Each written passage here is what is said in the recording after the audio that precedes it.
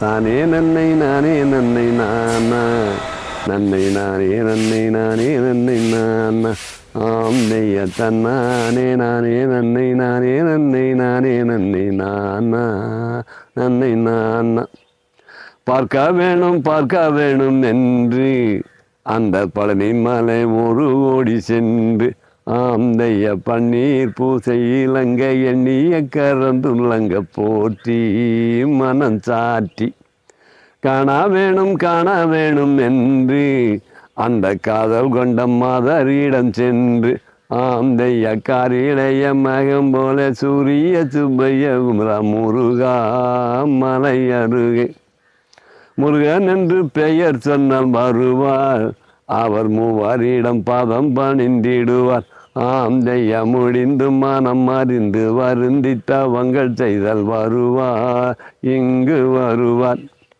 சுத்த ஜல வையபுரி குளமாம் அதன் சுற்றளவு 10,000 முழமாம் ஆந்தைய தாந்தளித்த மண்டபத்தில் பெருபோன வையகத்தில் மானே அடித்தேனே வானுயிர நிற்பதொரு கம்பம் மொழி நீதி நிலை வைத்திருப்பது கும்பம் ஆந்தைய வர்ணமணி ரத்தினே சொர்ணமணி மண்டபத்தில் மானே அடித்தேனே சுருளி மலை நீரில் வாழும் சீலா உன்னை தோத்தரித்தல் சுப்பிரமணிய வேளா ஆந்தைய பசுந்தொகை மயில் மீதில் நேரி வந்து காக்க வேணும் துய்யா முருகையா தானே நன்னை நானே நன்னை நானா நன்னை நானே நன்னை நானே நன்னை நானா ஆந்தைய தன்னானே நானே நன்னை நானே நன்னை நானே நன்னை நானா நன்னை நானா.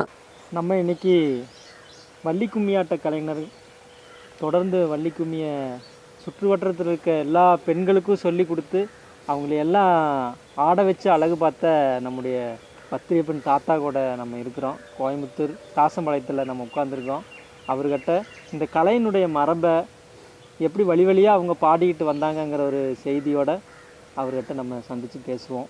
வாங்க. வணக்கம். வணக்கங்க தாத்தா. இந்த கலை அப்படின்னா என்ன? கலையோட தோற்றம் வளர்ச்சியெல்லாம் கொஞ்சம் சொல்லுங்களேன். நான் புரிஞ்சதை சொல்கிறேன். ஏன்னா கலையை பற்றி சொன்னோன்னா ஒவ்வொருவரும் ஒவ்வொரு கோணங்களில் சொல்லலாம். இந்த கலை என்பதை எல்லா மக்களையும் ஒன்றிணைக்கக்கூடிய சக்தி படைத்தது கலை என்பது நான் புரிஞ்ச முறை. மனுஷனுக்கு ஏங்க தாத்தா இந்த கலை தேவைப்படுது? பல விஷயங்களுக்கு தேவைப்படுது. நான் புரிஞ்ச அளவுக்கு உடல் ஆரோக்கியத்துக்கு கலை ரொம்ப பயன்படுது. பாடும்போது நுரையீரல் நல்லா சுருங்கி வரும், மூச்சு பயிற்சின்னு சொல்கிறேன்ல, அதுக்கு பயன்படுது. ஆடும்போது இந்த தசை நரம்பு எலும்பு எல்லாம் செயல்படுது. அப்போது மனுஷனுக்கு ஒரு புத்துயிர் ஏற்படுது. அப்போ உடல் ஆரோக்கியத்துக்கு இந்த ரெண்டும் நம்மளுக்கு பயனுள்ளதாக இருக்குது. இந்த கலையின் மூலமாக கிடைக்கிறது. அதே போல் மக்களுக்கு இந்த தகவலை கொண்டு போய் அவங்களுக்கு சேர்த்துறதுக்கு இந்த கலை வடிவம் பயனுள்ளதாக அமையுது. குறைந்த செலவில் பாட்டு பாடி ஆடி எந்த இசைக்கருவியும் இல்லாமல் மக்களுக்கு நம்ம நேருக்கு நேர் பக்கத்தில் இப்படி உட்காந்து பேசுகிற மாதிரியே நம்மளை சுற்றி ஜனங்க இருப்பாங்க. நாங்கள் கதையை சொல்லி ஆடி பாடும்போது மக்களுக்கு நேரடியாக நம்முடைய ஆற்றல் அவங்களுக்கு வெளிப்படும். அப்போ நம்ம என்ன சொல்கிறவங்களுக்கு புரியும். அந்த புரிதலை ஏற்படுத்துவது தான் இந்த கலையின் வெளியீடு உண்மையான நோக்கம். அப்போ அதனால் பாடக்கூடியவங்களுக்கும் ஆடக்கூடியவங்களுக்கும் உடல் ஆரோக்கியமும் சிறப்பாக அமையும். ஏன்னா செயல்படுது, உடல் முழுக்க செயல்படுது. சிந்தனையிலும் மாறுதல் வரும். நம்மளுக்கு சில குழப்பங்கள் வரும். அந்த குழப்பங்களே தீர்க்கிறதுக்கு இந்த கலை வடிவங்கள் 10 பேர் சேர்ந்து பாடும்போது அந்த நிகழ்ச்சி நடத்தும்போது நம்மளுக்கு கவனம் போல் அந்த பாடல் ஆடல்கள் மக்களுக்கு சொல்கிறது போகும்போது நம்மளுக்கு நம்முடைய சொந்த சிக்கல்கள் இதெல்லாம் வெளியேறி நம்ம சுற்றுப்போம் ஒரு புதுமை என்னாக கூட வளரும். அது கலை கொடுக்கக்கூடிய நன்மை, மனிதனுக்கு செய்யக்கூடிய அது சேவை, அது செயல்படுத்தும் போது கிடைக்கும். இந்த கலைகள் அழியறதுக்கு வாய்ப்பு இருக்குங்களாங்க? செயல்படாதுன்னு எல்லாம் செத்து போயிருந்தேன்.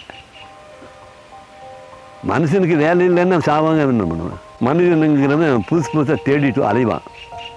நம்மளுக்கு இந்த நவீன காலத்திலையும் இந்த கலைகளை பாதுகாத்தா நம்ம உடலுக்கும் உள்ளத்துக்கும் ஆரோக்கியம் கிடைக்கும். புதுசாக போய் நீங்கள் செய்ய வேண்டியது இதையே செஞ்சலாம், புதுசும் செய்யலாம், இதுலேயே புதுசு செய்யலாம். இன்றைய நவீன கலைகளுக்கு அந்த பழைய வடிவத்திலேயே புதிய செய்திகளை கதையாக சொல்லி பாடலை பண்ணி ஆடினோம்னா அதே மக்களுக்கு போய் சேருமே. அதுக்கு வேலை தானே அந்த கலை. அப்போ இந்த கலையை பாதுகாக்கல, கலைஞரையும் பாதுகாக்கலாம், கலையும் பாதுகாக்கலாம். ஆனால் அது செய்கிறதுக்கு அரசாங்கம் தயாராக இருக்கணும். ஏன்னா எங்களை போல கலைஞர்கள்லாம் செத்து போயிட்டோன்னு வச்சுங்க, அப்புறம் தொடரலான்னு கிடைக்காது. காலத்தில் செய்யணும், இல்லைன்னா அது அழியும், தவிர்க்க முடியாது.